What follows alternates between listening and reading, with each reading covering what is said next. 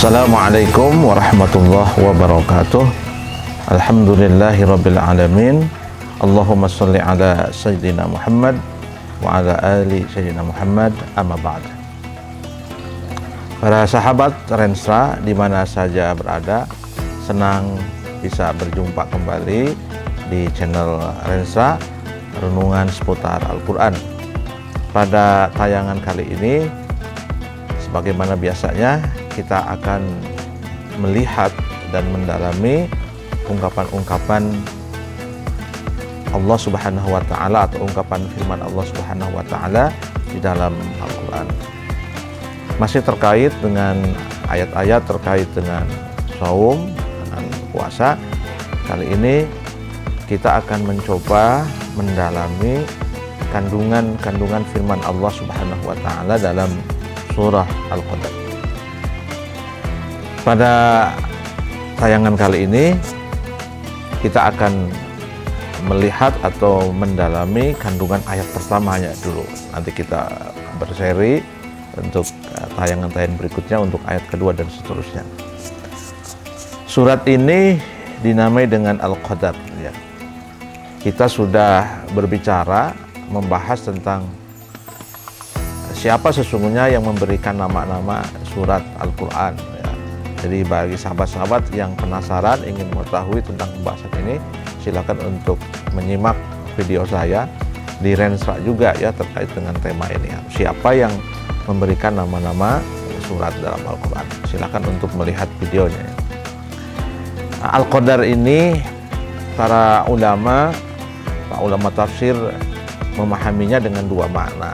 Pertama, Al-Qadr dalam arti keutamaan atau kemuliaan.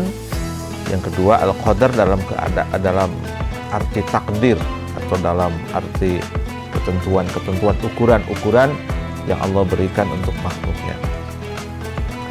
Ayat pertama, Allah Subhanahu wa Ta'ala berfirman, "Inna anzalnahu fi lailatul qadr." Sesungguhnya kami menurunkan Al-Quran pada malam Lailatul Qadar. Ungkapan ini atau ayat ini sesungguhnya menarik untuk diperhatikan, untuk dilihat ya, dari berbagai aspek tentunya. Dan ini konsekuensi dari aspek kemukjizatan Al-Quran dari aspek bahasa. Kita perhatikan di sini Allah menggunakan ungkapan sesungguhnya kami menurunkan. Jadi kembali lagi kita bertanya kenapa Allah menggunakan redaksi kami. Padahal kita semua tahu bahwa Allah itu esa, Allah itu satu. Kalau ngomong kami itu atau kalau ungkapan kami itu dalam bahasa Arabnya itu mutakallim ma'al ghair.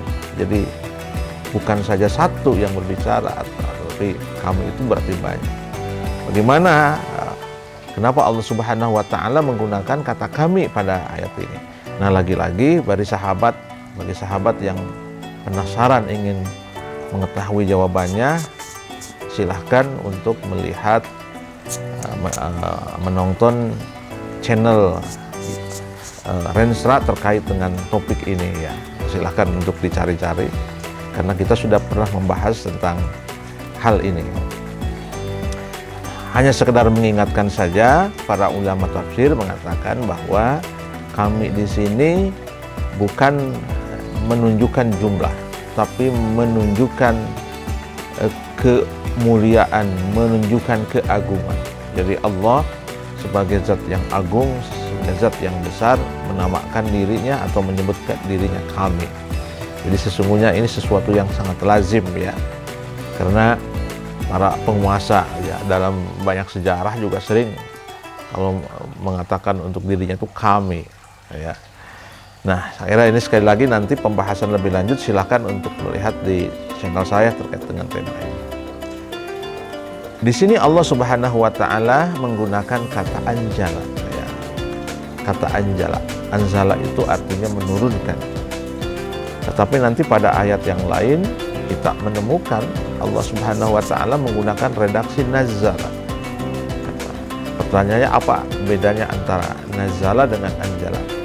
Nah, ahli bahasa atau sahabat yang paham bahasa Arab biasanya membedakan kalau nazzala itu maknanya lil kit awal qasrah, untuk menunjukkan pembagian dan menunjukkan banyak. Artinya kalau Allah menggunakan kata nazala, itu artinya memang Al-Quran diturunkan oleh Allah secara berangsur-angsur. Nah, anzala itu artinya menurunkan. Maka ada sebagian ahli tafsir mengatakan karena Allah menggunakan redaksi anzala, maka maksud anzala di sini Allah Subhanahu wa taala menurunkan Al-Quran secara sekaligus dari Lauh Mahfud ke langit dunia, atau ya ke Baitul Izzah, dari Baitul Izzah kemudian ke langit, itu dalam satu kali penurunan 30 juz ya. Lalu dari langit bumi ya, kemudian diturunkan kepada Nabi kita secara berangsur-angsur selama kurang lebih 23 tahun. Jadi maksud inna anzalnahu fi lailatul qadar, sesungguhnya Allah Subhanahu wa taala menurunkan Al-Qur'an secara sekaligus pada malam Lailatul Qadar. Dan pada malam Lailatul Qadar itu ayat yang pertama kali diturunkan, Allah pertama kali menurunkan surat atau Al-Quran, yaitu 5 ayat dari surah Al-Alaq. Yang menarik lagi para sahabat sekalian, coba perhatikan di situ pada ungkapan anzalnahu itu ada domirhu ya. Biasanya kalau kita berbicara tentang kata ganti, itu kata ganti itu harus ada yang digantinya ya, siapa gitu. Kalau misalnya kita mengatakan Idris membaca Al-Quran, lalu kemudian di situ ada dia ini pasti menuju kepada Idris, karena Idrisnya sudah disebutkan gitu ya para sahabat. Coba kita perhatikan dalam surah ini, inna anzalnahu, tiba-tiba Allah mengatakan sesungguhnya kami telah menurunkannya. Lalu kemudian domirnya itu kembali kemana?